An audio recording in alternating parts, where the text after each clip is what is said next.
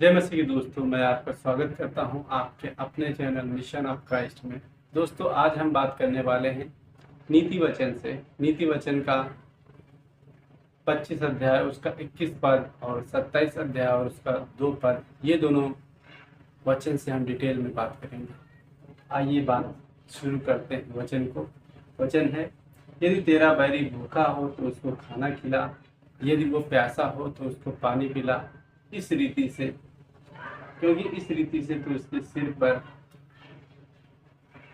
आग के अंगारे सिर पर अंगारे डालेगा और यहोवा तुझे इसका फल देगा। तो यहाँ पे लिखा है, यदि तेरा बैरी भूखा हो तो उसको रोटी खिला, और यदि प्यासा हो तो उसको पानी पिला।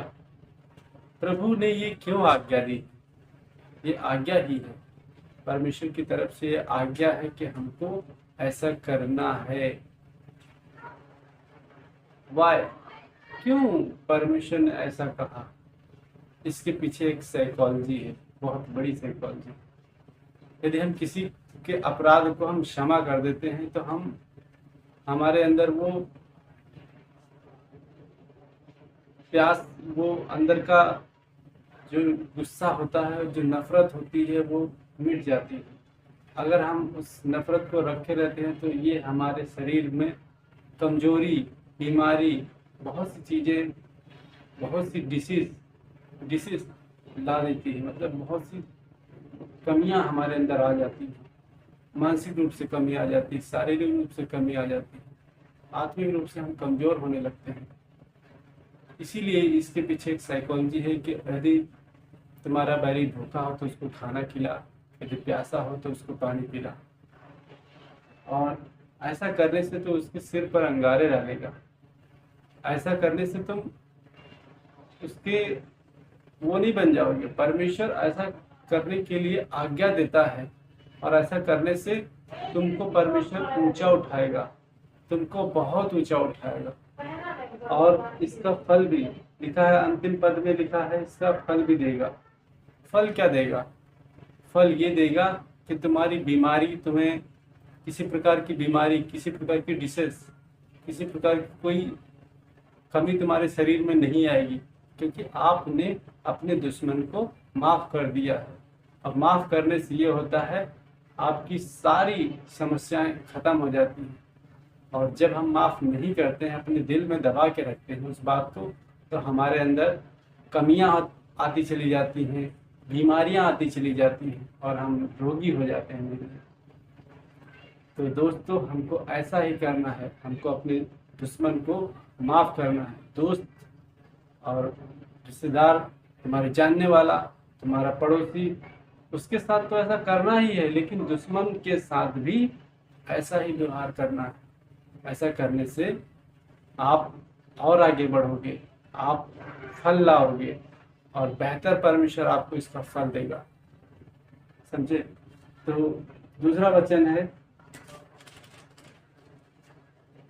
नीति वचन 27 अध्याय उसका 2 पद में लिखा है, तेरी प्रशंसा लोग करे तो करे, परंतु तू आप न करना। तेरी प्रशंसा लोग करे तो करे, परंतु तू आप न करना। दूसरा तुझे सराहे तो सराहे, तू अपनी सराहना आप न करना। वचन कहता है, तुम्हारी प्रशंसा कोई करे तो करने देना उसको। कोई, तुमने कुछ अच्छा काम कर दिया अपने पड़ोस में, अपनी रिश्तेदारी में, कहीं कहीं भी, अपने स्कूल में, अपने कॉलेज में, आपके अपने किसी भी जगह पर आपने कोई अच्छा काम कर दिया, सराहना वाला काम कर दिया, तो लोग अगर आपको सराहें उसके लिए कि हाँ हाँ भाई, वो बंदा था, पड़ोस में आग लग गई थी तो उसने जाके बहुत मदद की और आग लगने से बचाया और लोगों को बचाया, तो ऐसी सराहना लोगों को करने देना। लेकिन आप स्वयं न करने लगना। अपनी बढ़ाई अपने मुंह से, अपने मुंह मियाँ मिट्ठू नहीं बनने लगना। अपने मुंह से अपनी बढ़ाई मत करना। ये प्रभु की आज्ञा है, हमको ऐसा करना है। और दूसरी, लोग तुम्हारी सराहना चाहे जितनी ही क्यों ना करें, लेकिन तुमको अपनी सराहना नहीं करना है कि भाई हमने वो बड़ा बड़ा काम कर दिया, हमने उसकी जान बचा ली, हमने ये कर दिया, हमने वो कर दिया। हमको ऐसे काम नहीं करने हैं। परमेश्वर की ये आज्ञा है कि तुम्हारी कोई कितनी भी सराहना करे कि वो बंदा भाई बहुत अच्छा है, उसका स्वभाव बहुत अच्छा है, वो हेल्पफुल बंदा है और सबकी मदद करता है, वो ठीक है। लोग कर रहे हैं तुम्हारी सराहना तो बहुत अच्छी बात है, करने देना आप, लेकिन आप स्वयं मत करना। अपनी सराहना आप स्वयं मत करना। ये परमेश्वर की आज्ञा है। ऐसा करने से परमेश्वर आपको अच्छा फल देगा और लोगों की नज़र में आप और बड़े बनते चले जाएंगे। लोगों की नज़र में आप अच्छे बनते चले जाएंगे ऐसा करने से। अगर आप ऐसा नहीं करते हैं तो इसका उल्टा ठीक इसका उल्टा होगा। तो दोस्तों, परमेश्वर की ये, हमारे प्रभु की ये आज्ञा है कि हमको अपनी सराहना नहीं करना है, हमको अपनी प्रशंसा नहीं करना है। दुश्मनों को की मदद करनी है। दुश्मन भूखा है तो उसको खाना खिलाना है, प्यासा है तो उसको पानी पिलाना है। ऐसा करने से हम बड़े बन जाएंगे और वो लोग छोटे हो जाएंगे। दुश्मन आपका छोटा हो जाएगा, आप बड़े हो जाएंगे। तो दोस्तों, हमने सीखा आज कि लोगों की भलाई कैसे करना है। हमने सीखा सराहना के बारे में, प्रशंसा के बारे में और अपने दुश्मनों के बारे में।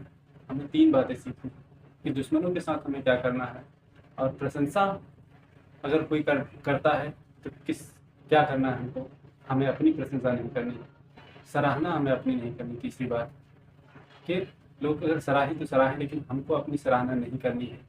तो दोस्तों, हमने 3 बातें सीखी हैं। हमको इनको गहराई से फॉलो करना है क्योंकि परमेश्वर की ये आज्ञा है, हमारे प्रभु की ये आज्ञा है। तो हमको ये मानना है और नित्य दिन इसी के अनुसार चलना है। और ऐसा ही करेंगे तो परमेश्वर हमको उचित रीति से बढ़ाएगा और अच्छा फल देगा। इतना अच्छा फल देगा कि आप सोच भी नहीं सकते कि परमेश्वर ने ये क्या दे दिया। परमेश्वर वो फल देना चाहता है जो दुनिया के पास नहीं है। परमेश्वर ऐसा फल देना चाहता है। तो दोस्तों, परमेश्वर के वचन में बने रहें, प्रार्थना में बने रहें और नित्य दिन प्रार्थना में लगे रहें, क्योंकि स्वर्गदूत हमें देखते रहते हैं कि हमारा कौन सा बंदा है जो हमारे वचन में और प्रार्थना में लगा हुआ है और हमारे पीछे चल रहा है, वचन के पीछे चल रहा है।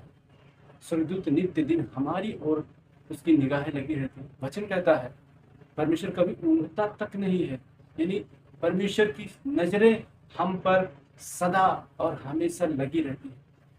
तो ये मत सोचिए कि आपको कोई देख नहीं रहा है, आपको कोई जान नहीं रहा है कि आप क्या कर रहे हैं, आप क्या नहीं कर रहे हैं।